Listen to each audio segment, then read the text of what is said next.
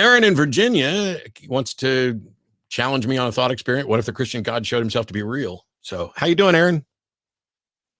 Good, Matt. How are you? Hey. Fair. I'm fair to Midland. Good.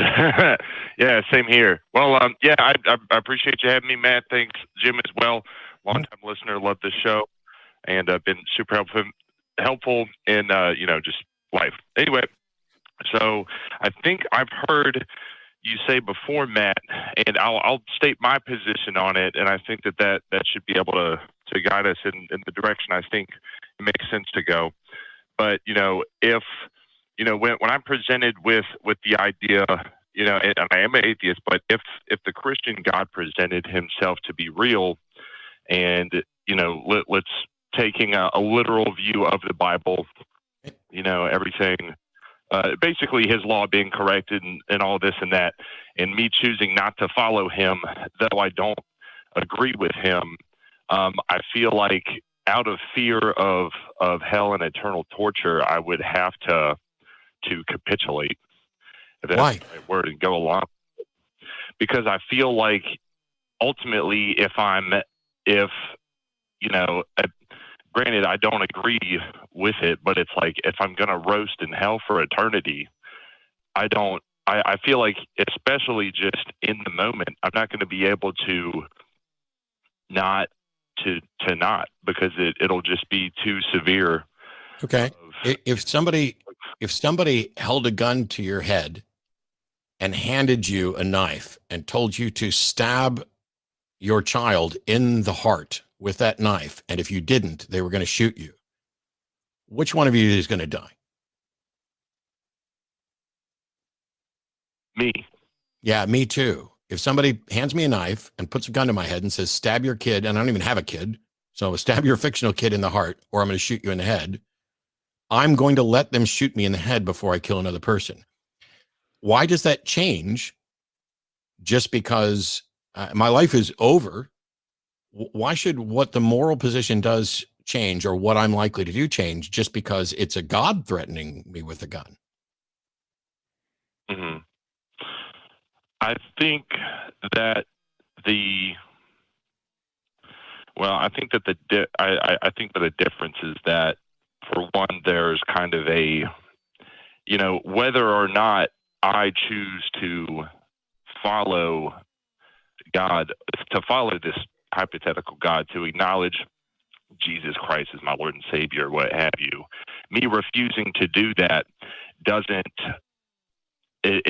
do anything besides put me in hell for eternity. So his law would therefore stand no matter what. No, you're saying that if God came to you and said, slaughter your kid or I'll kill you, that you would do it. Oh, no, I didn't. Okay, well then that's where I'm confused, because hang on, Aaron. If God comes to you and says, slaughter your kid or I will kill you, you're going to say no to God? Well, if he said slaughter your kid or I'll kill you, and there's not the whole fear of eternal torture wrapped into it. Let's say there is. Let's say there is. God says, kill your child with this knife or I will torture you forever in hell. Are you saying that under that circumstance you would kill your child? Whew. That's a big one. If kid was going to but let's set aside, Aaron, what we think we would do, because neither you nor me have been faced with that. And I can't say for sure what I would do under any circumstances, but as a hypothetical, right? What would be the most moral thing to do? To kill your kid or to willingly be tortured forever in hell?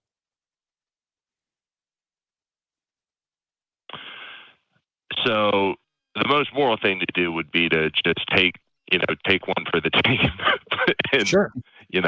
Just not kill the kid. So if that's the most moral thing to do, why is it that you think that I would be wrong to say I would do the most moral thing? Well, I think where at least where I felt like we've disagreed in the past is more on the, when I've heard theists say, if God is real and he shows himself to be real, will you not capitulate if he does? And I understand the position that if he did show himself to be real, we wouldn't be happy about how he is with things, how his law is, because we disagree with it. However, if he did show himself to be the supreme ruler and a moral thug, and he can basically do with souls as he sees fit, I think my challenge is just really because I've heard you say I wouldn't support him even if there was this whole threat of eternal damnation, and I feel like that. Right. It just, in my opinion, it seems like it might be a little bit not well accounted for, because I feel like I've accounted for it twice in this episode alone, and both callers have ultimately agreed with me on what the most moral position is. And you seem to be, you're just like, oh, I just can't believe that you would actually do that. Well, tough shit. That's what I believe I would do. And until it actually happens, we'll never know. But I can tell you that we all agree on what the most moral position is, which is to tell that God to go fuck himself if he tells us to come kill our children. Yeah. And you have an example of this happening right now in a little country called North Korea, where people literally worship their leader as a god for all intents and purposes. I don't think they believe he has divine powers, but if he brings in doctors from Doctors Without Borders, they praise him for bringing them in. They're there and they have their skills because of him. And so Matt and I can say, yeah, this is the most moral thing, but we can look at a place like North Korea, or China is starting to get a little less draconian in this fashion, but and see that people don't actually do that, and that they will do whatever they have to survive. So this is, difference between conditioning, which is part of the problem with coming out of religion, is to deal with that conditioning, because you are dealing with that same type of thing, right? You either do what I say or you go to prison, and you don't want to go to prison because that's a horrible place. That's the same thing as saying, do what I say or you're going to go to hell. There's no difference. So we can see what this type of attitude from an authority figure that has absolute control over a population will do. And that person is not worthy of worship. That person is only worthy of whatever it takes for you to survive and escape if you possibly can. And that's all you can really hope for in that situation. But God is really no different than Kim Jong-il. Just the scope of what he says is different, and the scope of what he is claimed to, the power he's claimed to have, right? And so if you wouldn't worship Kim Jong-il in that same situation, why would you worship God? Except to survive. Mm-hmm. It's kind of like coming in and arguing that we have a despotic leader that is an existential threat, that is basically holding a gun, literally or metaphorically, at everybody's head, and then saying, okay, what are we going to do about it? Well, you lead a revolution. And it doesn't, the only reason that it seems futile is that the discussion is about a being who by definition is more powerful than all of us combined, that there's no way we could possibly defeat. And so it feels hopeless. And I'm not afraid of fictions. I'm not afraid of Voldemort. I'm not afraid of the God of Christianity or the God of Islam, or the gods of Hinduism or Scientology or any of those, because I've seen no demonstration that they could do so much as give me a hangnail, which I'm going to come up with a better example, because hangnails are really annoying and painful. So maybe I need something that's even less impressive. Like, I'm not sure that the God of any religion could even make me feel slightly discomfortable for a moment.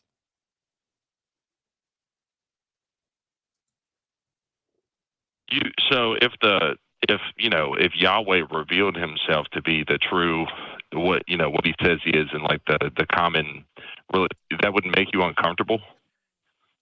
Wouldn't make me uncomfortable. What do you mean uncomfortable? Oh, I thought you said that if he did come out. I don't think he has the power to do anything. I don't think there is a being who can do anything to me. I don't think that any of these God beings are real. And so we're having all this discussion, a question that I've answered 4 or 5 times today in this show alone, about in less than an hour, about what if this God, who we have no reason to believe exists, turns out to be real? Won't you be then scared then? Why are we not doing a show where people call in, hang on, what if ghosts are real? Hang on, what if pixies are real? What if the Loch Ness Monster is real and it's an alien being that can probe your mind and cause you to go, hurt people? Why don't we have those conversations? Why is it that we play deference to this fictional fantasy that just because there's more people who are have fallen for it within religions?